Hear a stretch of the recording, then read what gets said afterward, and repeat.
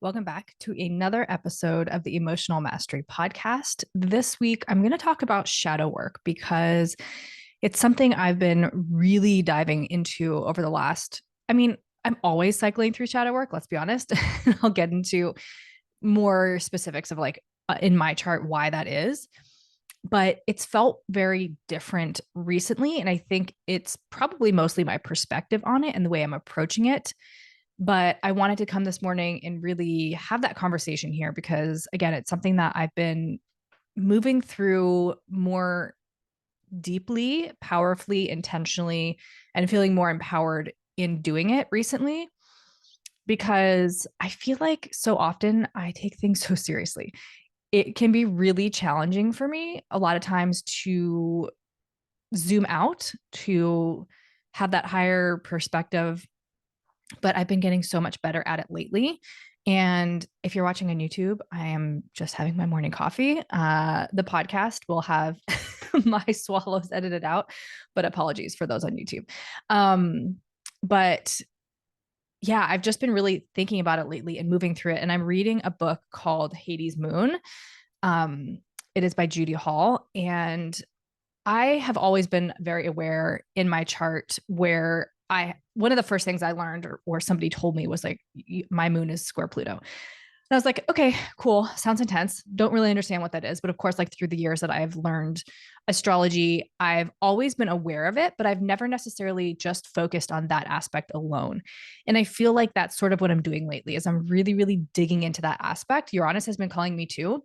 And Uranus for me is opposite Venus, which makes so much sense. But squares and oppositions in astrology are more challenging aspects. Squares are 90 degrees. So it'll usually be between like fixed signs or mutable signs, cardinal signs. So for me, my moon is in Leo. Leo is a fixed sign, and my Pluto is in Scorpio, which is another fixed sign. I was listening to one podcast and they were talking about, or I was reading on Instagram. I don't know. This is my passive mind. I have all this information and I'm like, where'd I get it from? I don't know, but I do remember it. But a lot of karma, a lot of challenges in a karmic, just a lot of karma comes through fixed signs, which makes sense because you're very fixed in your ways, which makes it very hard to be adaptable and to change a little bit. And my big three, so my sun, moon, and rising are all fixed signs. I have my sun in Taurus and my moon and rising both in Leo. So it's all fixed. I have so much fixed energy, and I have so much fire and earth. Those are like my top aspects of my chart. But getting off track. But so I've always cycled through really, really, really, really intense emotions. Like there have been times in my life where I'm like, should I be medicated? Like, I don't know. It's so challenging when I'm in it. And of course, understanding and learning human design and astrology has supported me so much in the way that I navigate that and the way that I move through it, just knowing that I'm emotionally defined in human design. So I have to run through the wave of my emotions, which makes sense because when I'm impulsive, it rarely ever works out. Like, especially when I impulsively buy things, like I'll buy something that like I had to have in the moment and then it comes to my house and like I never touch it or I feel guilt or shame. And I'm really releasing those energies lately because I feel like my spiritual journey, my faith has got me to the point of surrender and acceptance of what is, and why am I going to feel guilt or shame for something that I did do, but there's no point. I can't do anything about it now. It's done. Maybe I could return the item, but especially like actions or things like that. And I'm not saying that we shouldn't feel maybe remorseful or regret or whatever. But I think the solution to that is rather than feeling those things, to take accountability and choose something different the next time. And those are big lessons because, like I said, money to me, I've always felt a lot of guilt and shame around. And I'm just sort of letting it go. I'm like, it is what it is. Like, money isn't the thing that makes us happy, right? I think money gets us freedom. Money allows us to feel abundant and call in all those feelings. But at the end of the day, it's the feeling that we want over the money, right? It's the feeling of, like, for me, when I think about it, it's like, oh, traveling to Bali or traveling the world, that feeling of seeing the world, the beauty of the world, of experiencing the world and meeting new people in different cultures and learning. That is what I'm chasing. It's not the money, right? But all that was about guilt and shame. But so I don't really hold that guilt and shame anymore. And that definitely came from external sources rather than from inside, right? There was somewhere people along the line that told me it was wrong to spend money or wrong to do this or wrong to do that, or I had such a complex about being unable to save and just spending and whatever. But I have learned to sort of let that guilt and shame piece go a little bit and just, yeah, surrendering to what is. Like when I follow my emotional authority, I'm not as impulsive, right? So then I don't feel bad because I didn't just like impulse buy something, right? My Amazon cart is ridiculous. Like I have so much, I have like over 1,000 items in there. And it's all stuff that I would have impulsively bought, but I'm like, I'm just going to put it in my cart. And if I still feel the need to buy it in a few days or in like a week or whatever, it's there. I'll remember it and I can go get it. Like there was a Oracle deck that I wanted to get. I saw it and immediately I felt called to it, but I was like, I'm just going to put it in my cart. I'm going to let it sit there. I'm not going to touch it. And so I think this was like a week ago, maybe. And today I was like, I wanted to pull a card and that one popped in my head again. And I was like, oh yeah. So then I went and got it. Right. It wasn't expensive or anything like that. And that's besides the point, but it was just the process of following my emotional authority has given me so much more clarity, I guess, has just helped me understand. So in human design, I'm emotionally defined. I have the channel 1222. This is an individual channel. It's the only social individual channel in the entire chart. It's all about passion, romance. You need to be in the mood to be social, which has definitely been a marker of my life. I remember in high school or college, like I would go out when I really didn't want to go out. And the amount of people that would be like, are you okay? Like, what's wrong? And I'm like, you know what? I'm fine. I didn't really want to be here, but I'm fine. Or like in college, I would sit at the bar and I would just observe people. Sixth line, I'm a 6'3", but I would observe people. And that was fine for me, right? The 6'3" is kind of a weird profile. It's like, am I social? Am I not? I don't know. Like, I don't know. It's just this whole weird thing. And learning, I think with age too, we learn to just like accept who we are and what we're like. And I'm not a 2-4. Like I am not I can be, I'm more so in my small group of friends. I can be very much the center of attention. I can be like the life of the party, like whatever. Those are spaces where I trust and I can show up as my funny, like I think I'm funny. My kids think I'm funny. My close friends think I'm funny. But like some people, it's probably surprising to like find me funny. I don't know. Maybe it's just me, but if I don't find myself funny, who's going to find me funny? I have like, like people that have met my kids are like, oh my gosh, they are so funny. And I'm like, yeah, I know. They got it from me.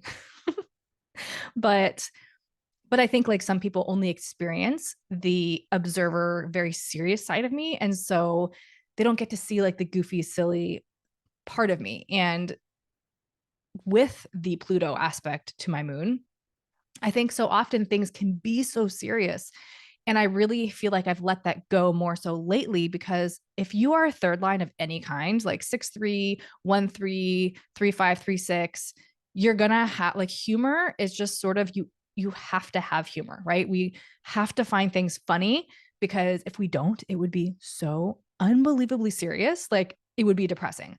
So we have to like laugh at ourselves. We have to laugh at life. We have to like just be light about certain things because the rest of the work is so heavy and so hard. And third lines are all about trial and error and it's failure and it's melancholy and it can be depressive and all of these things, right? There is like some very I don't know what word I'm looking for is, but it can be heavy because we're just constantly falling down and we're having to pick ourselves up and we have to just laugh that we fell down and brush it off and try again because if we didn't, we wouldn't try again. And that's the whole process of the third line is to trial and error, to experience things, to learn things, to help people. And especially if you have that sixth line, the 6'3", right? Or the 3'6", then you're going to go teach people. You're going to be that role model. So you can model what works and what doesn't through your own lived experience, right?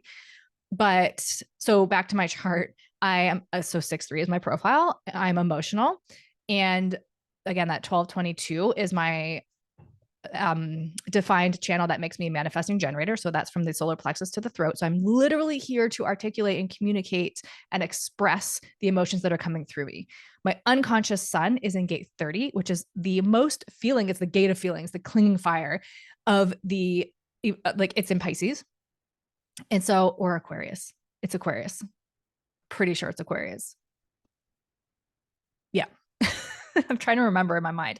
I know I just, yeah. So it's, that's Aquarius. So my unconscious body, sun is in Aquarius in gate 30, very intense. And your unconscious side, you can't really control. It's like what's on autopilot. Maybe others will see it about you. You won't necessarily see it about yourself because it just happens. So it's like witnessing this happening.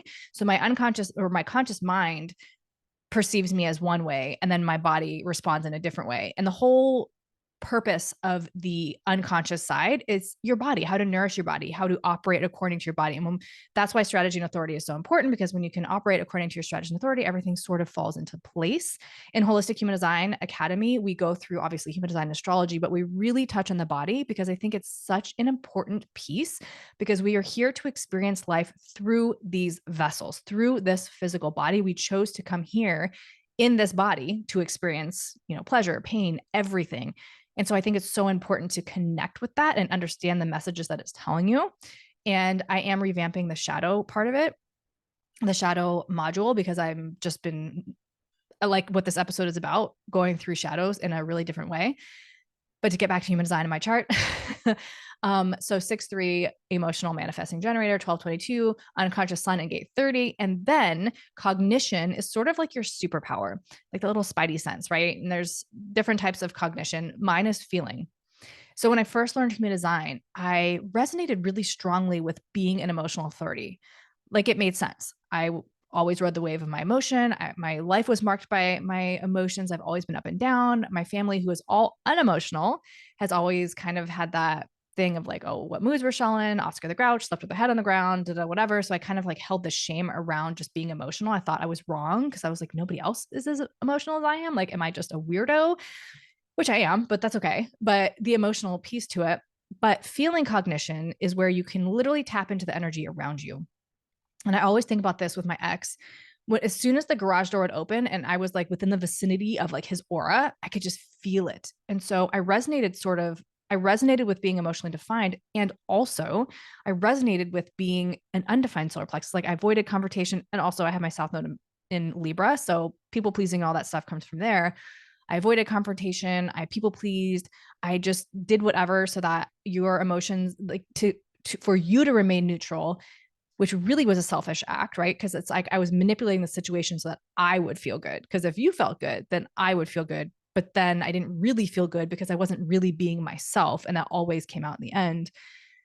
And then when you look at astrology, my moon is in Leo in the first house in whole sign, in the 12th house in Placidus. But I've been really playing with whole sign lately. That's a conversation for another day. But my moon is in Leo in the first house. And the first house is the physical vessel, right? Is the mask you wear for people. It's your physical body. It's like when you took that first breath in life, it filled your body up. And that's all what the first house is. It's yourself. And so my moon is in Leo in the first house, square Pluto in Scorpio in the fourth house. And the fourth house is your private life. It's your ancestors. It's your family. It's your home life. So it's all those things wrapped up. In Scorpio, of course, Pluto rules Scorpio. Scorpio is the deep, the dark, the occult. It's manipulative, it's secretive, it's passionate, it's intense, it's sex, right? The Taurus Scorpio axis is all about sex. And so much of my chart, and this is where I just love falling down the rabbit holes. But my moon is in Leo in the first house. The Leo is ruled by the sun, which makes the sun my chart ruler. The chart ruler for me is Taurus. Sorry, the sun is in Taurus in my 10th house. And then, you can follow the rabbit hole like Taurus, Venus rules Taurus, Venus is a Gemini, but then my sun's opposite Scorpio. So it's a whole thing. But so I've been diving into this moon square Pluto. So it's called the Hades moon when you have an aspect to Pluto in your moon.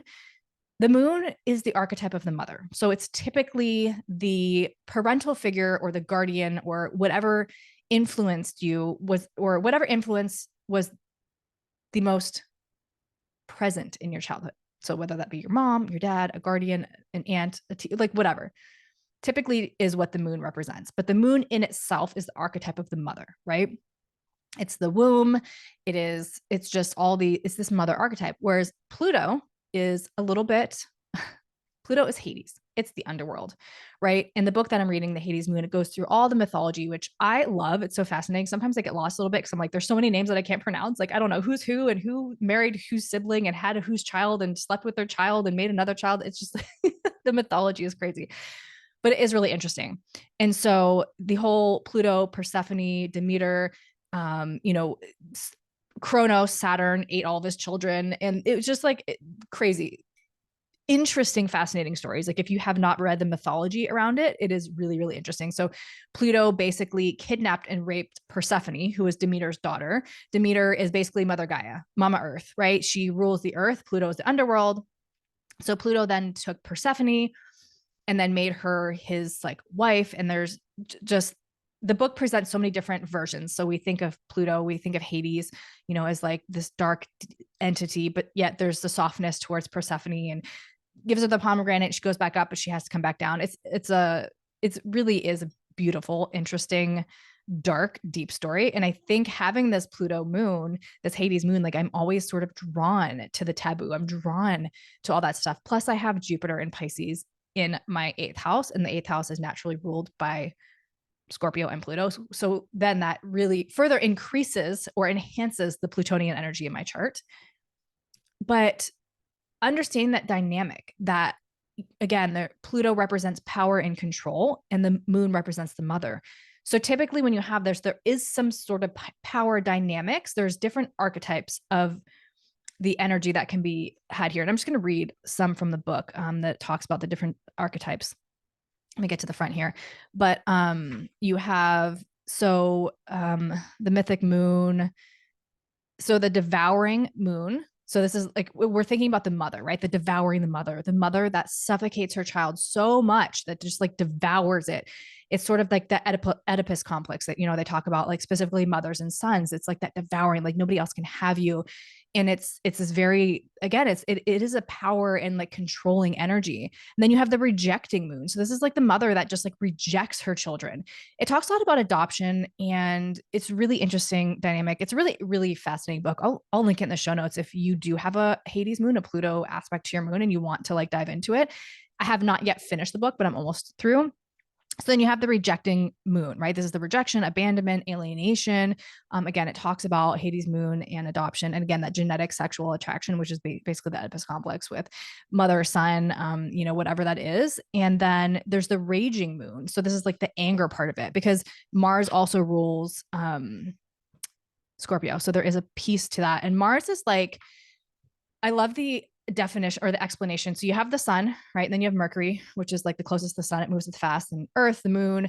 Then there's Venus and Mars. So Mars is in sort of immature expression, but it is an expression of all the everything else. So it is an expression of Mercury, Venus, the moon. So it's everything that bubbles up. And then Mars is sort of like the way we express that out into the world.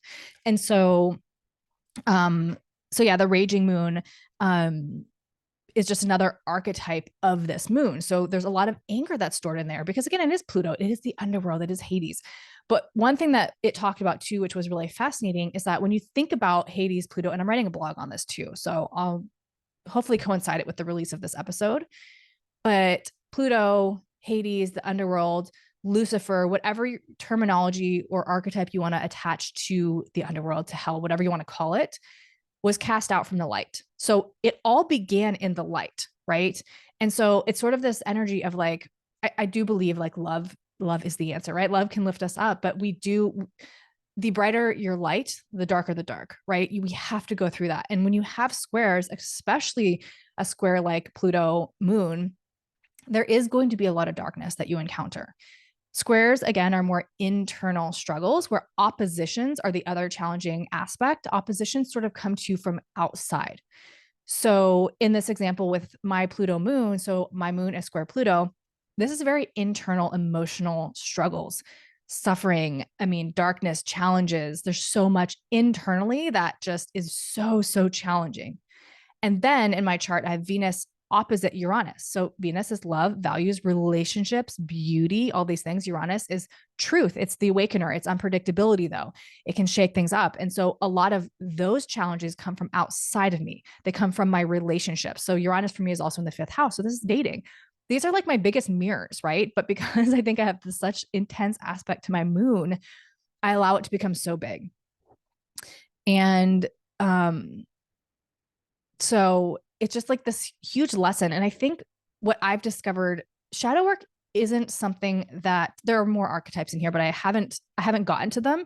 So I was like, do I want to talk about them? But so then you have the karmic moon, right? Because I think Pluto, this energy is very deep and very karmic. So when you have a Hades moon, a Pluto in aspect to your moon, there is, especially if it's in the fourth house. I mean, the fourth house is your ancestors. So not only do I have this aspect, but this is really deep karmic work for me. This is something that is not just from this lifetime. This is something that's been repeated over and over and over. And I think I'm here with the awareness this lifetime to move through that, right? And then you have the cathartic moon, the sacred moon, and then there's a word I can't pronounce, so I'm not even going to try. But anyway, the book, I'll link it below so you can go check it out. But I've come to understand that I think when we first come into this work, if you're on your spiritual journey, or I think when you first come into awareness that the issues and situations and people that come into your life are a reflection, or you have to take some sort of responsibility for yourself.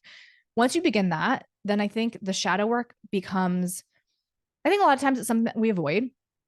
We don't really want to face it because that means we have to take responsibility for ourselves, which is challenging. Like when I look at my relationship, sometimes I'm like, there's this theme. And of course, I can explain it away with astrology and with human design. Like I have a wide split, which is 59-6. So intimacy, and anyone with a wide split, you tend to project and be the victim and blame. So of course, for me, it's just like, you're not giving me intimacy. You're not giving me the thing that I want. And of course, with that Venus Uranus opposition, it's the same thing, right? Relationships are here to teach me something massive in my life, but it's so easy to be in the victim. I'm like, oh my gosh.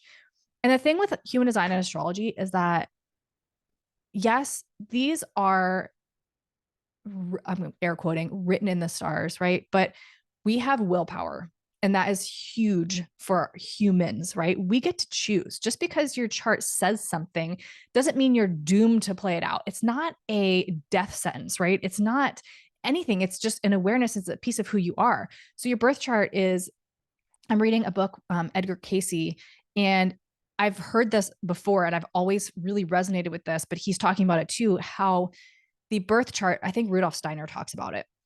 But what you see, the birth chart, the planets, it's not so much where they were in the sky that's impacting you. It's that your soul specifically went through those planets in those places to come into this. Like when we took our first breath, right? That first house energy from the womb out into the world, we took our first breath, our soul has entered our body, but it's come through like Jupiter and Pisces. It's come through Venus and Gemini. It's these things are literally pieces of your soul. You are holding inside of you fragments and pieces and energy from those planets and in those placements. And so it creates the personality, it creates parts of you. And so just like with human design, when you look at your human design chart, everything in white is where you're taking it and amplifying because it's not yours, right? You're experiencing that from others and you're a mirror for others. Anywhere that you're defined, that is inherently you, right? And so when we can understand to let go of the conditioning, we all have choice. We all have free will. They're all, the birth chart, the natal chart, the human design chart is possibilities. I've met people who have an undefined ego and operate completely different than people who also have an undefined ego that had massive conditioning and have no self-worth. But it's the way that you choose, the way that you were raised, the way that you're now choosing, right? That creates what you see. But it's sort of, the framework is there, but there's always options within it. So just because you have a Hades moon, just because you have really challenging aspects. And I think anybody that has challenging aspects is just here to do the work, right? That's really what it is. I think there's a lot of karmic stuff coming up and there's a lot of work to be done, and you're facing that in this life. But again, I've come to understand that the shadows that, the shadow work, like I said in the beginning, it's really, really daunting. It's really overwhelming. It's like we're constantly in a trigger, and it's not to seek out triggers. It's just to deal with them as they come to you. But it's also, we're never going to like let go of our shadows. It's not about suppressing them or rejecting them or whatever, right? It's integrating them and accepting them, which can be hard because sometimes we have big shadows. Sometimes we have really big shadows and we don't want to face them. We don't want to admit that that is part of who we are. But when we do admit that that's part of who we are, you don't have to admit it externally, but just internally being like, oh yeah, I like this, or I'm attracted to that, or like whatever it is, then it lessens a little bit, right? And so as I'm like navigating more of the shadow work and understanding Pluto and that Pluto moon and what it means in my chart and how it's impacting my emotions and how my emotions impact everything else, like how can I operate in a way that allows me to, I'm not going to say neutral because like I said, I'm a pretty deep person. I've also accepted the way that my emotions are, and I can witness them now in a little bit different of a way where like let's take relationships because that is just a huge one for me. Like I said, Venus opposite Uranus, and then just my human design chart, like everything. Relationships have always been a huge thing. I've always been a huge people pleaser, but what it came down to is I did not value myself, and so now I value myself so much. Like I will give someone leniency because this is a thing. I see the best in people. I have an undefined G center, and so I think that there's just a part of it, right? And I also have come to learn that this is a beautiful part of me. I see the best in people. I see potential. I can feel like so strongly. My psychic skill is just like feeling. I think it's claircognizance, right? It's feeling. I feel it. And so when people do things, like I feel the intention behind it. And a lot of times I think when people self sabotage or manipulate or whatever, obviously under not for everybody, but for a good amount of people, the intention is to protect themselves. The intention is pure. The intention is, if somebody does care, like there is a good intention behind bad actions, right? Some people don't know how to express. Some people don't know how to communicate. Some people don't know how to be vulnerable. And that's just part of human life. And I think I've just come to the point where I'm just like, it's what's the point? Right. And I'm not saying that I'm best at all of those things, but also like, what's the point of hiding it? What's the point? I love the way that I love. And it's taken me a long time to appreciate that about myself because for the longest time, I don't, I won't say that I have feelings for everybody. Like we're just talking romantically, but when I do, I go all in. And, but I'm also like, I also love that I have the opportunity to do that. And I used to hide and I used to not be vulnerable and I used to just wait for the other person to show up and I would like follow their lead or whatever. And I'm starting to like show up differently in that way. Cause it's just like, what's the point? You don't know. And if we're not expressing ourselves, if we're not communicating, like we're just missing an experience in this life. And yes, I believe we have multiple lives, but this one is so short. And this is the one that we're in right now. But I lost my train of thought, which usually happens. Um, but yeah, so I don't know, just like shadow work and witnessing it and having acceptance and awareness of it. And my Pluto moon, oh, where was I going with that? I felt like I had a point. I totally lost it. Relationships. I started talking about relationships and how I now navigate them because valuing myself. So I feel like, yeah, so I feel like now I value myself where there is still sometimes a part of me where it's like, are my expectations too high or whatever? But I do believe like to me, like, I don't know. I feel like, and I could be wrong, but I feel like my expectations are not that high. Like, show me that you care about me. Let me know that you're thinking about me during the day. Like, don't go days without communicating if we're like dating or seeing each other. Like, I do believe, of course, life happens. Life happens. If you can't respond to a text for a few hours, life happens. I get it. But like days, I just think if you value somebody in the way that you should, if you're trying to date them, then it's not that big a deal, right? To listen to someone or make them feel seen or wanted or whatever it is. I don't think it should come pretty easily. Like, I don't know. If I am interested in you, I'm thinking about you a lot. So why wouldn't I just pick up my phone and send like a little text? Hey, thinking about you. It doesn't have to be more than that, right? But again, with all of this like intense energy that I have in my chart, it used to be so overwhelming. And now I feel like with that piece of like me valuing myself, yes, it's hard to like navigate those feelings, especially when you feel intensely for somebody, but it's not worth my mental health.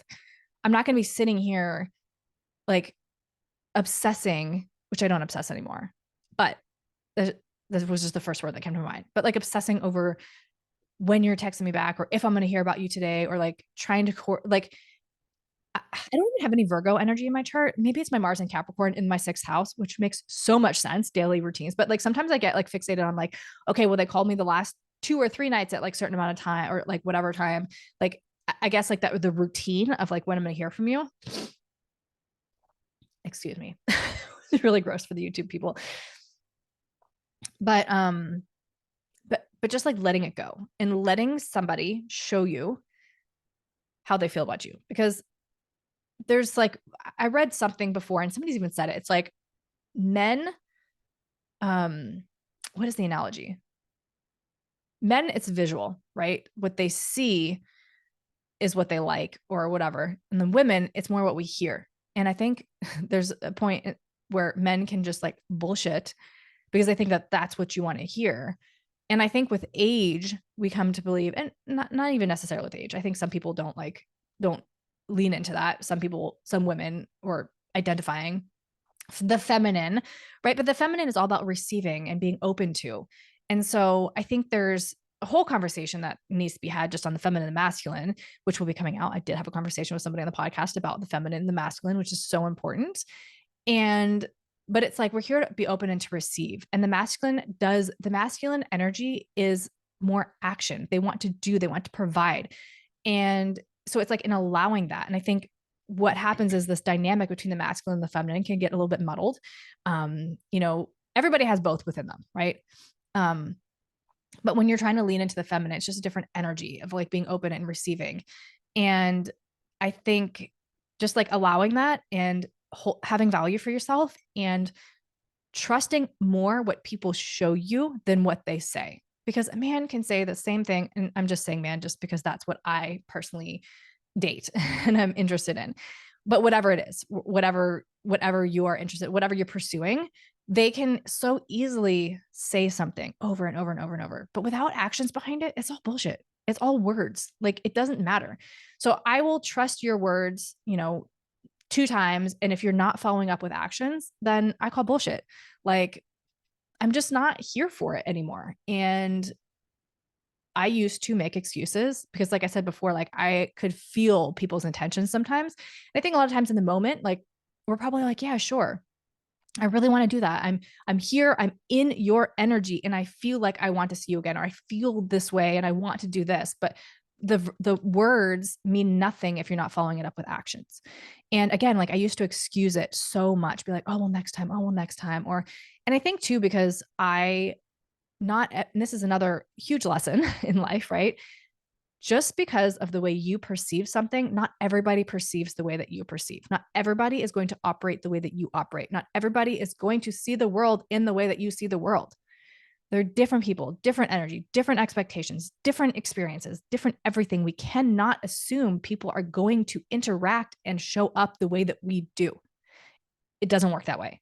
So, first of all, having compassion and understanding that we're all so different.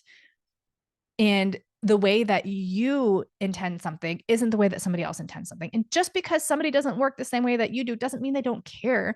But again, paying attention to the actions and what's happening and what they're showing you, that's what's important. That's what's key. And that's a big lesson that I've learned because like I said, I used to be such a huge people pleaser. I had no self-worth. Like I'm watching Love is Blind. It's so funny.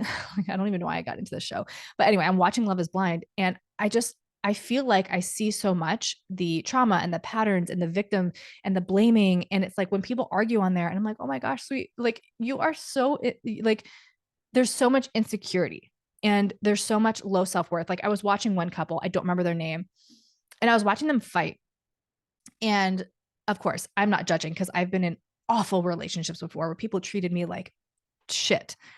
And so I think that was sort of what was triggered. But I was watching this and I was like, wow, this guy is not kind. Like this being your first fight and this person saying and treating you like this on your first fight, like it is not going to get better. But she had such low self-worth and you could see that in that interaction in that fight because she was like, I'm going to do anything I can to get him back, like I just need to have him. And it was very much like she got something and she was used to being alone and she was like dog paddling and scrambling to keep it. And there's nothing wrong with that, right? Like our experiences and where we are in our life, and that comes with age and that comes with time and that comes with experiences. But it's just really interesting to watch a show like that and to see. And I think the reason why I was so triggered by it is because that was me. I was like that. I was that person at one point where I wanted to make it work because you saw me, you were with me, you wanted me. And that's all that matters. Like, I've been single for nearly 7 years now, which is like, part of me is completely over it. But also it's an experience. It's where I'm at and it's what I'm learning. And I think it's a really important phase of my life. And so anyway, all of that to talk about shadow work. And I just feel like I've been witnessing it differently because I'm witnessing my shadows. I'm not trying to change them, rather accepting them as they come up and being like, huh, that's part of me. And I think being able to cycle through my emotional authority, and really, it's not about silencing the mind, but it's about not taking the mind seriously. So when I'm feeling emotionally low, when I'm in that like Hades moon wave of my emotions, the mind plays up and just sort of sitting it over here. I'm like, okay, what am I actually feeling though? Right? Like, because our mind will attach stories to the emotions that we're feeling. And it doesn't mean that the story is true, right? Identifying the story in that pattern and where it's coming from, but then also just moving through the emotion and coming back to a neutral space so that we can make decisions from there. And that's been really powerful. So as I've been navigating shadows like pretty heavily lately, I don't feel like it's been as intense as it would have been in the past because the stories I'm creating are not overtaking the situation. I'm able to like journal and I'm able to meditate and I'm moving my body again. And I think because I stopped going to the gym, I got sick back in January and I wasn't able to go to the gym for like weeks because I literally like was having a hard time like breathing properly to work out. And so I felt myself moving through a lot of shadows then because I normally move my body a lot. And so now that I'm getting back into the gym, my energy's been raised. I know I talked about it like a week or two ago. Like I was so tired, I could not make it through the day without taking a nap. Although I did take a nap yesterday, just a real quick one on the couch at like 6:30. But other than that, for like the last week, my energy has pretty much been back to normal. So movement is huge. It's so important. So just like having all these practices in place that are going to support you as you move through it, and journaling around it, or like having awareness of when it comes up. What are you making it mean about you? Um, and just, I know it's hard. I don't want to say don't take it seriously because it's really hard not to, but if you can lighten it in some way, that is also helpful. Um, Take the seriousness through meditation or through a DI or through your journaling, but then zoom out a little bit. And I watched the movie Spaceman with Adam Sandler. I highly recommend that. I cried through like the second half of the movie, but it was just like this really beautiful rhyme. Some movies are like that, right? It was just this very beautiful reminder of what's important in life. And I think sometimes when we have something that's important, we take it for granted until we don't have it anymore. And I don't know. It's just like be the light, be the love, right? Embody that. And um, yeah, show up for yourself. Believe what others are telling you. And if you have any aspect from Pluto to your moon, sit with it, dive into it, because it's going to always be intense. And I think when you just accept that, like when I accept that my emotions are crazy intense sometimes, I accept that I hit really low lows sometimes. I accept that it's always going to come back. It's always cyclical. I accept that there's going to be some sort of power struggle dynamic. I accept that this, my moon, my emotions are on my sleeve. I accept all that stuff now. It took me a long time, but I feel like I finally do. And so that's sort of what I've been navigating. I feel like there's so much more to be said, but I'm also still sort of in it. And so the words don't often come until like I'm sort of moving out of it. But I'm continuing to do the shadow work. I'm continuing to show up for myself. I'm continuing to hold my worth and my value. And I think that's been a really, really big one for me because that's something that was really hard to get to within myself. So yeah, that's my episode. I hope it made sense. I know I jumped around quite a bit in there. But Holistic Human Design Academy launches this month on the 20th. So that is next week, I believe. The link for that is down in the show notes. It is 9 modules, so it's about 3 months, give or take. I know we're going to put in a few extra breaks. So one thing the last round said that they wanted a little bit more time to integrate within the process. So we'll probably have a little bit longer of a break and then more Q&As just within that break so we can really integrate and get clarity. But it is really such a beautiful program. And I think that where I'm at currently and the things I'm moving through currently, this round is going to be it's just going to be potent because I feel like I'm in such a different space than when I originally created this program. So I'm going to be going in there and revamping a few things. I'm adding to the shadow work module. So it's going to be good. That information is down in the show notes. You can go join us. And then the collective. So this is a sacred soul community space membership where we connect as entrepreneurs in our business and we just really peel back the layers. There are 10 plus calls a month because there are 6 expert guides and I'm so excited. So our launch call is March 25th. This is also the full moon and eclipse. So of course it would fall on that day and it wasn't even intentional. It just happened, but it makes so much sense. So that information is down below as well. We hope to see you in there. I'm really, really, really excited for that. So you'll have monthly calls from me and all the other guides as well within that space. So the information for that is down below. One-on-one sessions, of course, are always open. Everything you need to know is in the show notes. So go down there, check it out. You can follow me on Instagram at Rochelle.Christiane. That's ROCHELLE.CHRISTIANE. TikTok is the same. YouTube is at Emotional Mastery Podcast, and website is RochelleChristiane.com. I'm sort of in the process of redoing it. So I not everything might be there. I like reset it and then I was trying to get everything back in place. But anyway, but that is the website. Basically all the information you need is also there as well. So yeah, you can click down below. If this episode resonated, please share it with a friend. It does help the podcast. Rate, review, subscribe, all of the things. Spotify is just that 5 stars. You can just click it. It's so easy, whatever rating you believe. And I'd love to hear from you. So if you want to reach out to me on Instagram, email is down below, whatever ways. I'd love to hear from you. I love to know what you want more of, what you enjoy, all the things. So let me know and I will speak to you next week.